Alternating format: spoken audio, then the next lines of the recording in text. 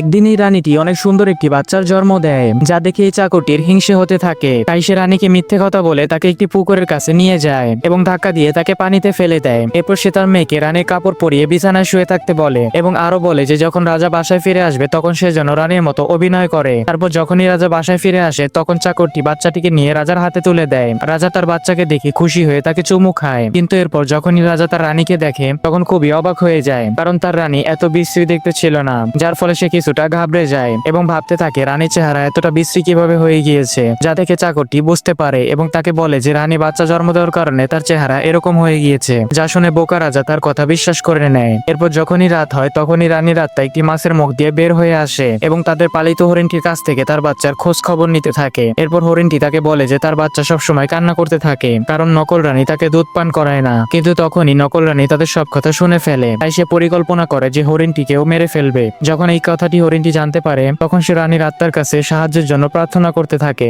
যার ফলে রানীর আত্মা পানি থেকে বাইরে বেরিয়ে আসে এবং হরিণটিকে সান্ত্বনা দিতে থাকে। কিন্তু তখনই রাজা তাদেরকে লুকিয়ে দেখে ফেলে এবং কি হয়েছে সবকিছু বুঝতে পারে। এরপর যখন রাজা রানীর আত্মার গায়ে হাত রাখে তখন রানী আবারও জীবিত হয়ে যায়। তারপর রাজা শয়তান চাকরটিকে একটি চক্রের মধ্যে আটকিয়ে ফেলে এবং তার পরিবার নিয়ে সুখে শান্তিতে বসবাস করতে থাকে।